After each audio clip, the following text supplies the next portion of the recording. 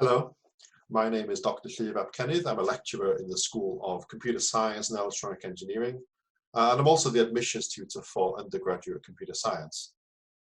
So what I thought I'd do in this video is give you a brief version of the type of talk I would give on open days. So the idea is to give you a sense of some of the research that happens in the department, some of the work that I've been doing with industry over the past few years, and how it kind of all relates to the student experience. And that's everything from research-led teaching to opportunities to work on projects as you go through your degree. So I guess you're wondering, why is a computer scientist underwater? Why was I wearing a virtual reality headset at the start of this talk?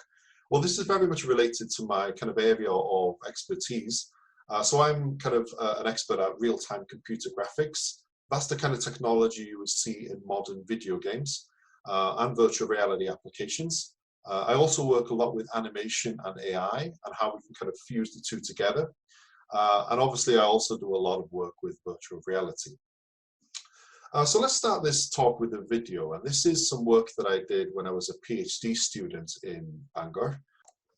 So what we've got here is a simulation of a spider, and this is running in real time, so it's an interactive application. And the idea was to explore, can we kind of make a creature like this animate itself, essentially? And this is a technique known as procedural animation, which is kind of a fusion of artificial intelligence and graphics.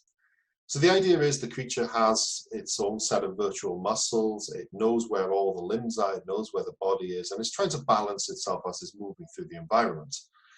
And once you get it to a stage where it's behaving in a fairly spider-like way, you've essentially got a virtual creature that you can use in any kind of application.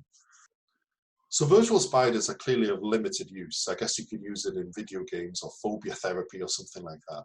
But what's more interesting is this idea of procedural animation, of taking inspiration from biology, from robotics, using computer graphics and AI techniques to bring virtual creatures to life. And when you combine it with virtual reality, it gets even more exciting, because then you physically feel like you're in the same space as these virtual creatures. So the level of animation quality or behavior or interaction becomes even more important. Now, one of the major applications I've been working on over the past few years has been Ocean Rift. And the idea there is it's a big underwater safari park where you can swim around, look at and interact with pretty much all the major animals you'd find in the ocean. Now, of course, the animals everyone wants to see are the big intelligent animals, like the dolphins, the whales, the sea lions.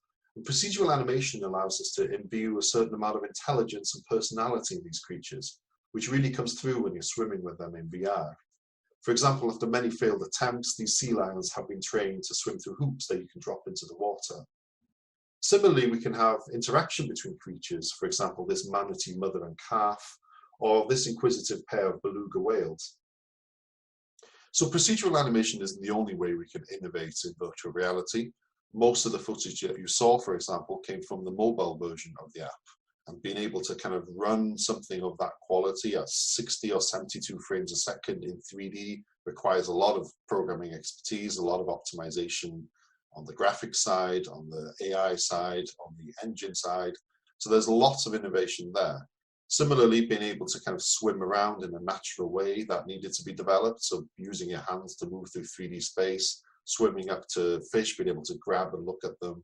There's even a fully fledged education system that's been developed where you can basically swim around, learn about animals in a completely new way by being immersed in the ocean with them. Humpback whales are famous for their complex and majestic whale songs. Dolphins communicate using a mixture of clicks, whistles, squeaks, and they usually take their prey by surprise by attacking from below. It is also believed that plesiosaurs came ashore to lay eggs, like sea turtles. So innovation in virtual reality, computer graphics, AI isn't just limited to people like me. It's also very much part of the student experience at Bangor. So I highly recommend you have a look at the various degree programs we have available, look at the modules within. I teach modules like advanced game development, for example, or AI and game design, where you will learn some of the techniques that I've just shown you. By the time you reach your third year, you'll get a chance to work on your big dissertation project.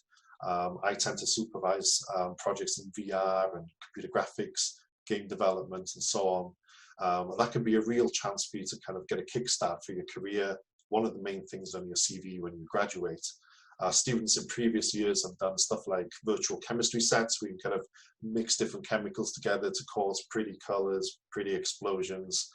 Students have done wildlife simulators, wilderness survival simulators, many different types of games. So yeah, so if you are interested in this kind of technology, I highly recommend you have a look and apply for Bangor. Yeah, so I'm gonna finish there. Thank you for listening.